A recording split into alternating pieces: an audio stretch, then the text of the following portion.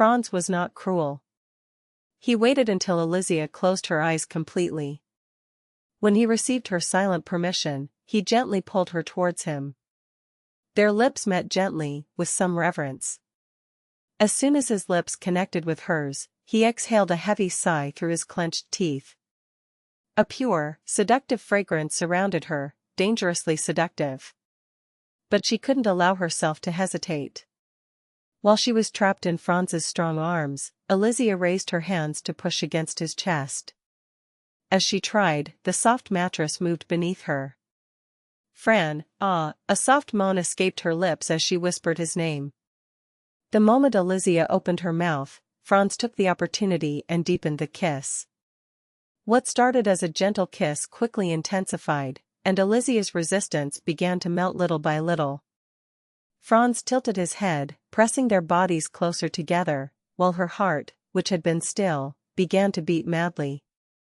No, the sound of her heartbeat was deafening to her ears, and she closed her eyes tightly.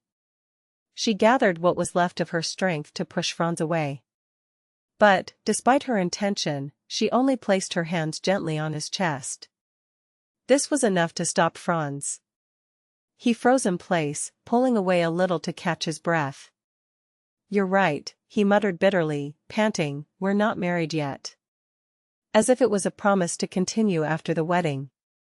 Alicia felt very disturbed. Franz never loved her. He always showed disgust at her presence, and even her smell repulsed him.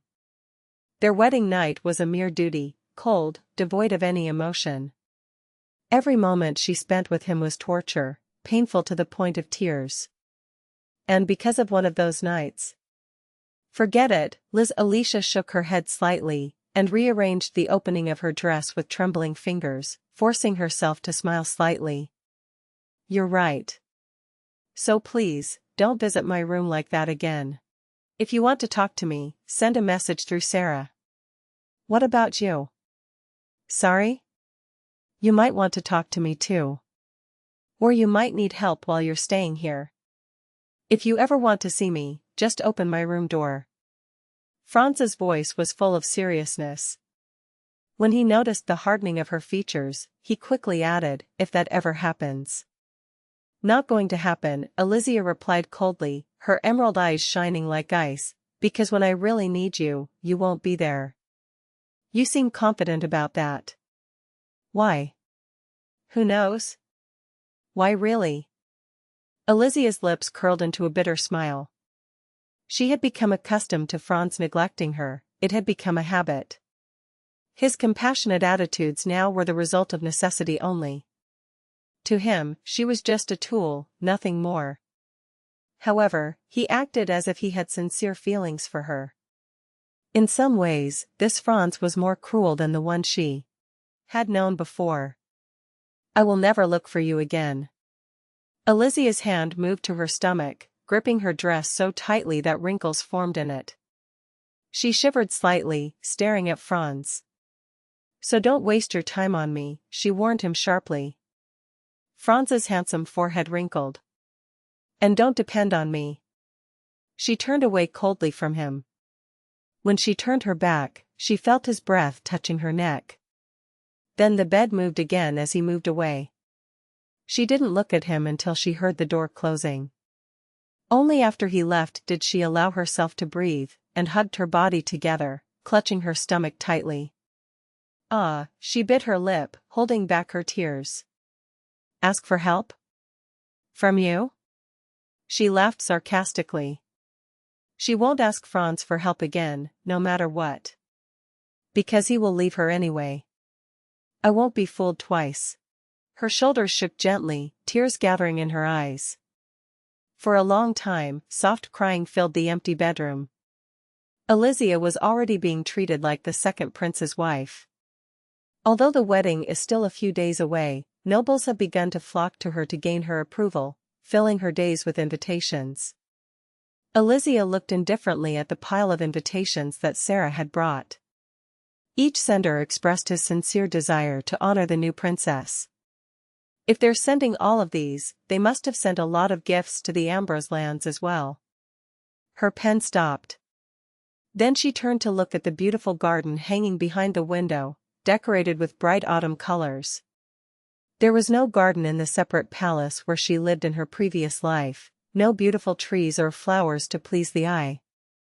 In those days, she was a prisoner, isolated, not even daring to imagine such comfort. But now, she was sitting comfortably in the middle of the second prince's palace, enjoying the scene without haste.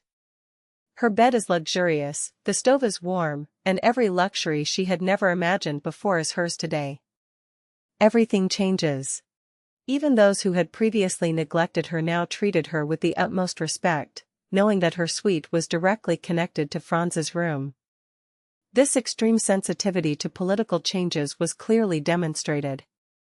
"My lady?" Sarah interrupted her thoughts with her gentle voice, and Alizia fluttered her eyelids in confusion. What did you say?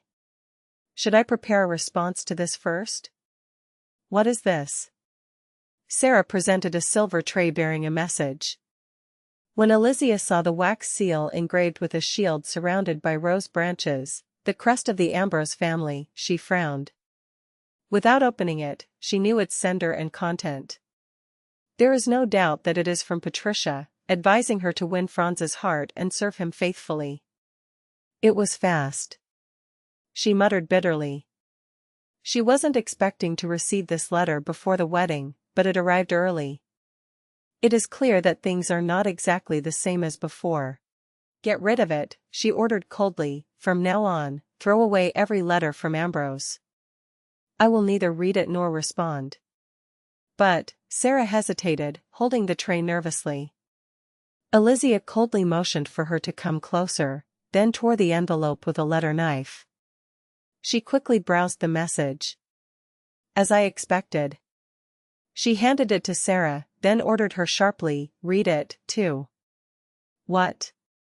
How dare I read a letter from your stepmother? It's okay. Hurry. Sarah hesitated for a moment, then finally read. As soon as she started, her caution turned into anger, and her hands began to shake.